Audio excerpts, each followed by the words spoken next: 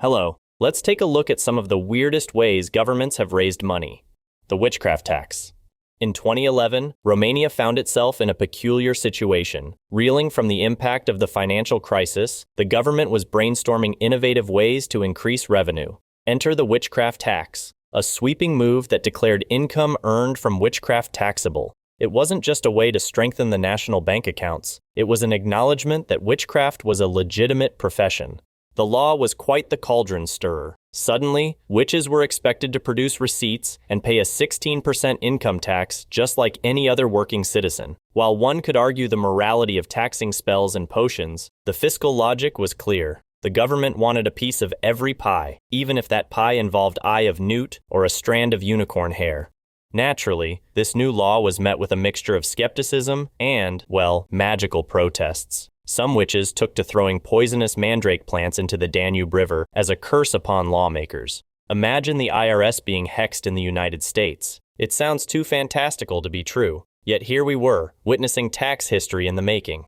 Romania wasn't just recognizing witches as professionals. It was holding them to the same fiscal standards as doctors and engineers. It's hard to say if spells became more potent with witches suddenly conscious of their tax brackets, but what is sure is that the Romanian government took the term diversifying revenue streams to a whole new level.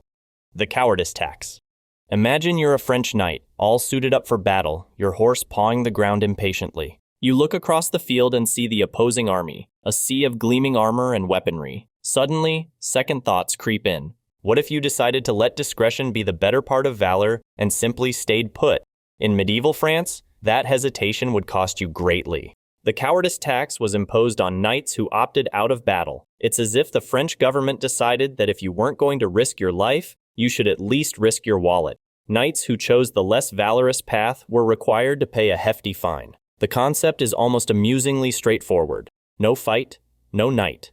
Now, consider the impact this tax had. On the one hand, it served as a way for the government to secure participation in battles, which were often matters of life and death for the kingdom. On the other hand, it raised ethical questions. Was bravery something that could be legislated? Could courage be commodified into coinage? One can only imagine the spirited debates this tax must have ignited among contemporaries. Notably, the tax did little to curtail actual cowardice. It merely made it more expensive.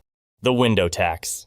Implemented in England in 1696, this tax did exactly what it sounds like. It taxed homeowners based on the number of windows in their properties. The philosophy was straightforward: more windows, more wealth. The windows tax continued for over 150 years, a feat that today might earn it a Lifetime Achievement Award in the category of creative government fundraising. Homeowners responded in an equally creative way, bricking up their windows to dodge the tax. Interestingly, these bricked-up windows became a sort of architectural statement, preserved on many buildings even today.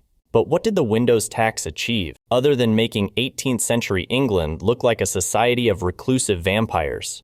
Surprisingly little. It was eventually scrapped in 1851 amidst public outcry about its ineffectiveness and the health problems it caused. Lack of sunlight led to a myriad of health issues, including a spike in rickets and respiratory diseases. After all, vitamin D and fresh air were already scarce commodities in cloudy England. The Bachelor Tax.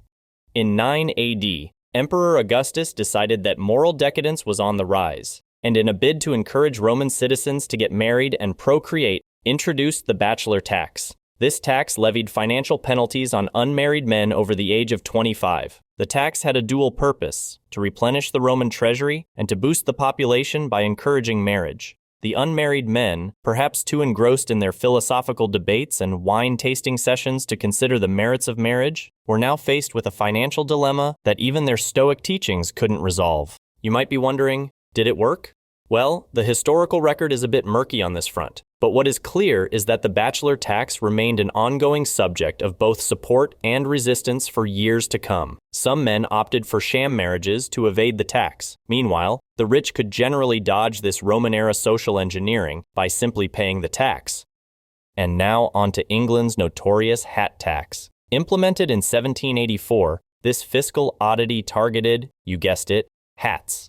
But why hats, you ask? Perhaps it was a bid to regulate fashion, or maybe someone in government had a bone to pick with hat makers. No one is exactly certain, but it seems that the good folks in charge saw an opportunity to make money by capitalizing on England's insatiable love for headgear. Hats were in vogue, from the high crown to the elegantly feathered. Consequently, the tax was levied based on the cost of the hat, with a stamp affixed to the lining to prove its taxed status. Counterfeit stamps were so rampant that forging one could earn you the death penalty. The hat tax was not universally popular, for obvious reasons. Just imagine needing to fork over extra coinage for the privilege of shielding your head from rain, or worse, the judging eyes of society. The tax met its end in 1811, presumably because even the government realized that taxing style could only go so far before causing public uproar.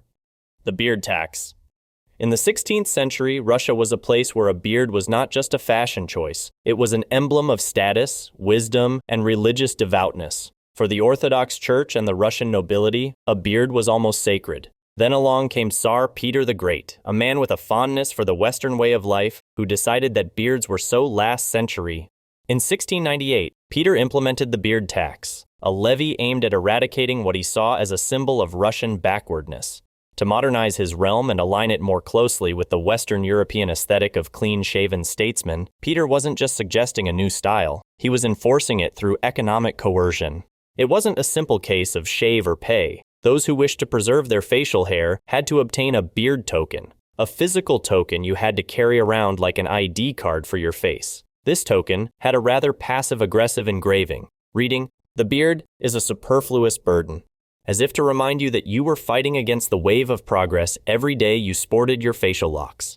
Though we might laugh at the audacity of this tax today, back then, it was a serious affront. Men were stopped at city gates, and their faces were inspected as critically as imported goods at a customs check. If you were caught without your beard token, you would be publicly shaved on the spot, a humiliating ritual, no doubt designed to cut you down to size. The salt tax, or la gabelle, as the French once called it, was not your ordinary levy. Established in the 14th century, it placed a considerable financial burden on the French population. Salt wasn't just a seasoning. At the time, it was also a lifeline for food preservation. What makes the salt tax particularly interesting is the level of government intervention. The crown controlled salt prices, distribution, and even had its own specialized police force, the gabalists. These agents had one job: to ensure that no one was dodging the salt fees. Evading the salt tax was a serious offense, just shy of treason.